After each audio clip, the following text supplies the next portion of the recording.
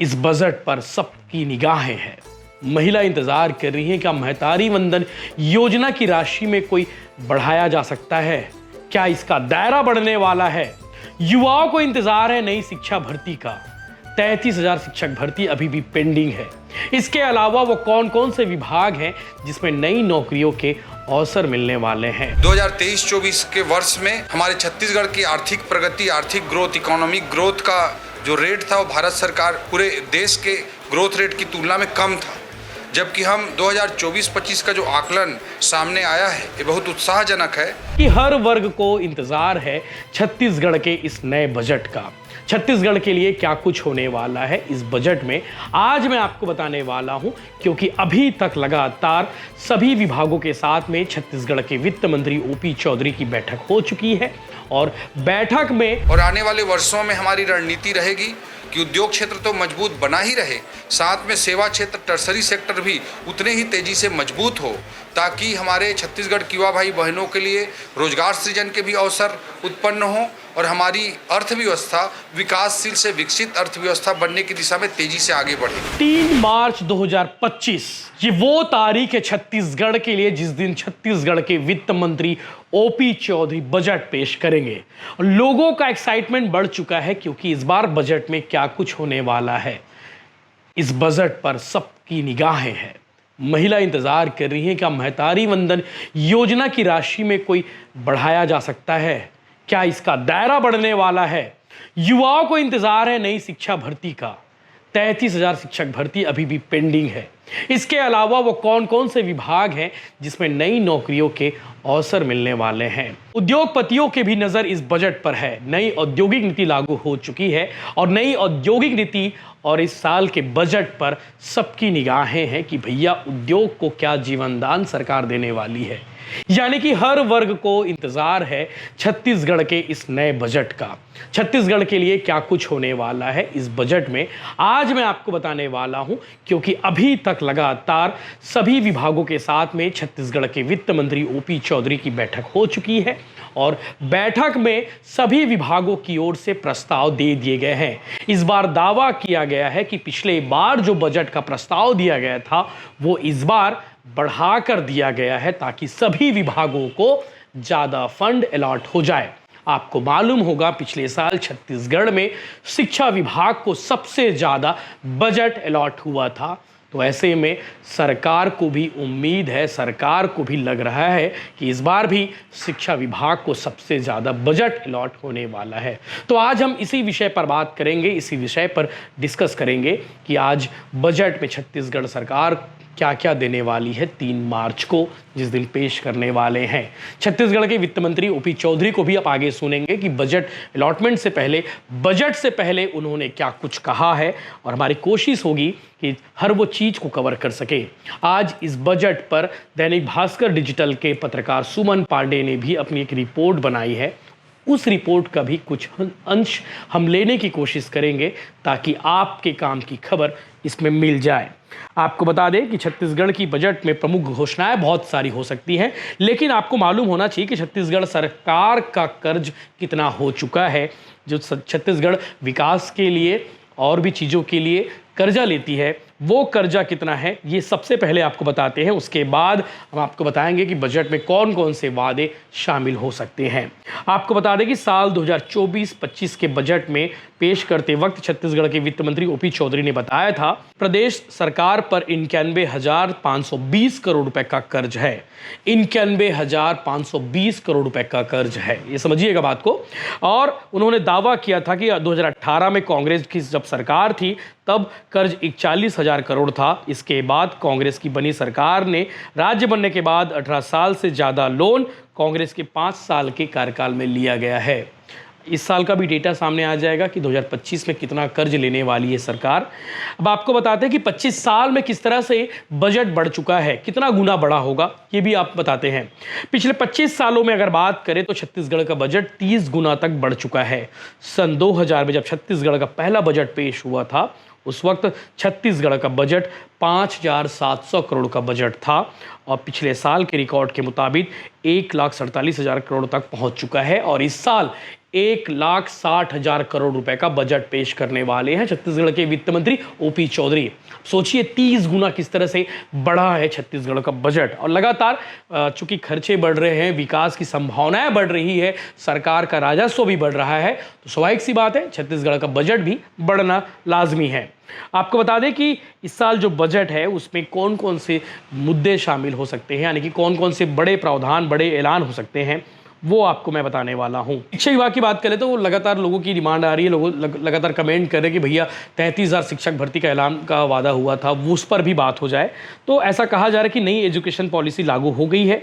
बहुत से स्कूल जर्जर हालत में हैं, जिन्हें मरम्मत की सख्त आवश्यकता है। सरकार ऐसे स्कूलों को नए अंदाज में रिनोवेट करने पर फोकस कर रही है।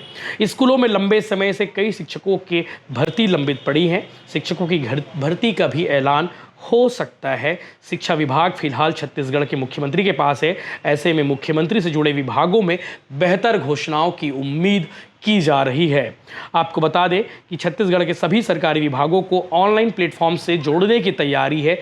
माना जा रहा है कि जिन कामों के लिए आम आदमी बार बार सरकारी दफ्तरों के चक्कर लगाने पड़ते हैं, ऐसे कामों को ऑनलाइन किया जाएगा, ये भी तैयारी है।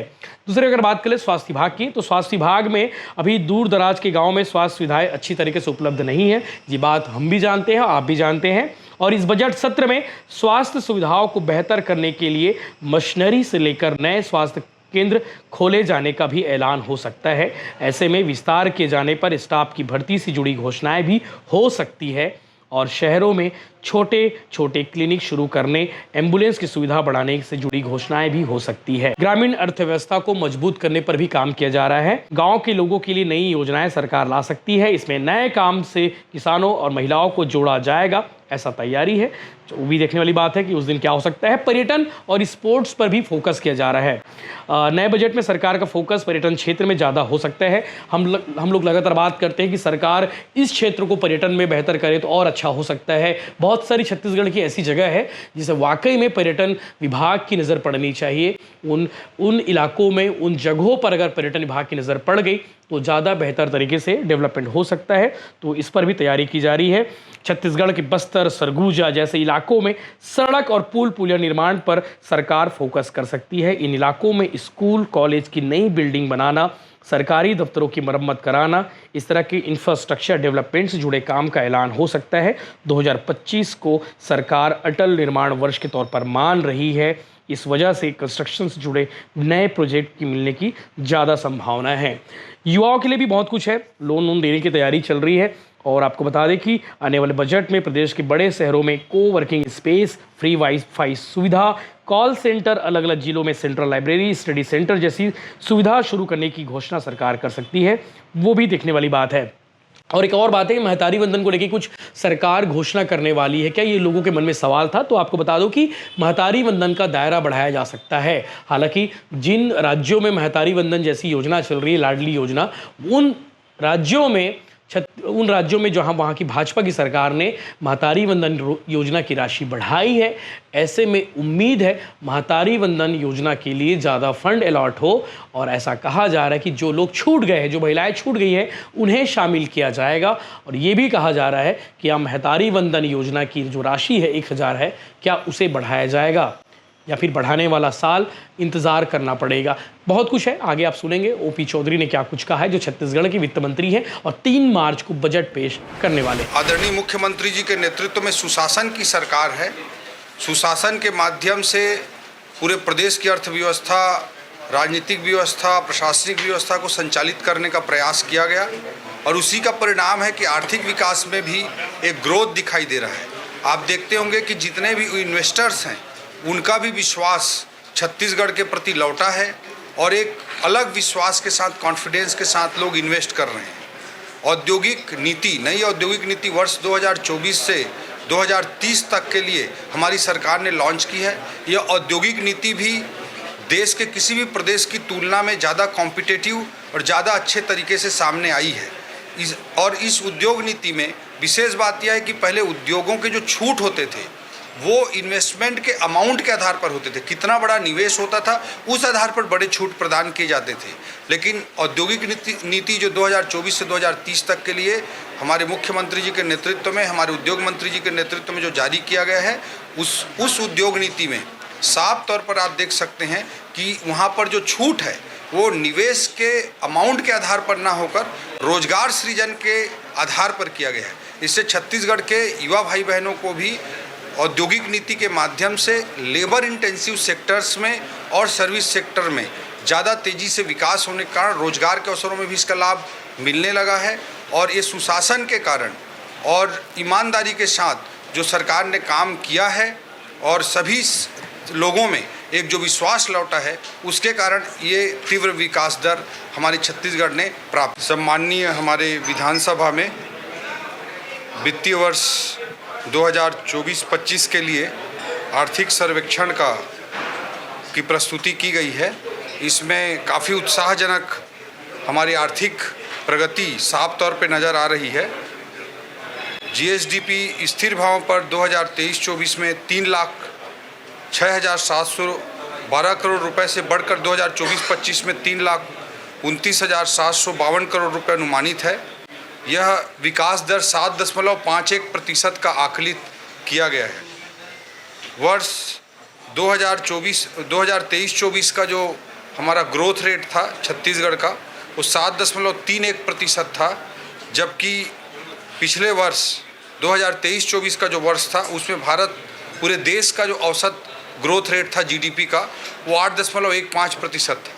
मतलब पिछले 2023-24 के वर्ष में हमारे छत्तीसगढ़ की आर्थिक प्रगति, आर्थिक ग्रोथ, इकोनॉमिक ग्रोथ का जो रेट था वो भारत सरकार पूरे देश के ग्रोथ रेट की तुलना में कम था। जबकि हम 2024-25 का जो आकलन सामने आया है ये बहुत उत्साहजनक है कि आदरणीय मुख्यमंत्री जी विष्णुदेव साय जी के नेतृत्व में हमारी सरकार ने भी जो प्रयास किए हैं, छत्तीसगढ़ की 3 करोड़ जनता जनार्दन ने भी जो प्रयास किए हैं, उसके अनुसार हमारे छत्तीसगढ़ का ग्रोथ रेट 7.51% आकलित किया गया है। जबकि पूरे देश के लिए जो ग्रोथ रेट है वो 6.37% है। तो पूरे देश की औसत जो ग्रोथ रेट बैठ रही है 6.37%, उसकी तुलना में छत्तीसगढ़ 7.51% की दर से, अर्थात औसत राष्ट्रीय औसत से ज़्यादा तेज गति से हमारे जीडीपी का ग्रोथ हुआ है, जो वर्ष 2023-24 में पुरानी सरकार के समय में राष्ट्रीय औसत से कम था। यह अत्यंत ही सुखद और उत्साहजनक आंकड़े सामने आए हैं और हमारी सरकार के लिए, छत्तीसगढ़ के 3 करोड़ जनता के लिए अत्यंत सुखद विषय है। जीएसडीपी के जो अलग अलग घटक होते हैं, जिनको हम 3 क्षेत्रों में बांटते हैं, कृषि क्षेत्र, उद्योग क्षेत्र और सेवा क्षेत्र, इन तीनों क्षेत्रों में हम बांटते हैं। कृषि क्षेत्र में भारत का जो पूरे देश का जो औसत वृद्धि दर है वो 3.76% है, जबकि हमारे छत्तीसगढ़ का 5.38% है। राष्ट्रीय औसत उद्योग क्षेत्र के विकास का 6.22% है, जबकि हमारे छत्तीसगढ़ का 6.92% है। सेवा क्षेत्र में पूरा राष्ट्रीय औसत 7.22% का है, जबकि छत्तीसगढ़ का 8.54% है। तो वर्ष 2024-25 के लिए ओवरऑल जीडीपी ग्रोथ राष्ट्रीय औसत से अधिक है।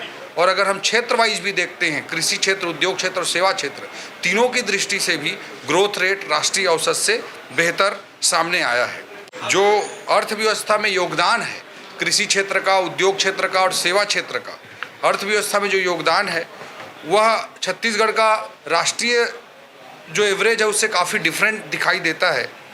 कृषि क्षेत्र में हमारी जीडीपी में कृषि क्षेत्र का योगदान 16.8% है, राष्ट्रीय औसत 14% का बैठता है। उद्योग क्षेत्र में राष्ट्रीय औसत जीडीपी में कंट्रीब्यूशन का 30% बैठता है, जो छत्तीसगढ़ के लिए लगभग 48% है। और सेवा क्षेत्र के लिए राष्ट्रीय औसत 55% का जो बैठता है, हमारे छत्तीसगढ़ के लिए लगभग 35% का है। ये हमारे सेकेंडरी सेक्टर के, उद्योग सेक्टर के मजबूती के कारण यह कॉन्फ़िगरेशन डिफरेंट दिखाई देता है।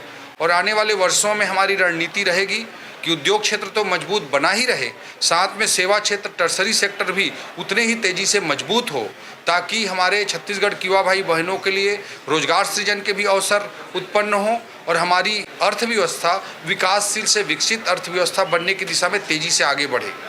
वहीं एक और तथ्य मैं आपके सामने, एक और आंकड़ा आपके सामने रखना चाहूँगा, वो पर कैपिटा इनकम का है।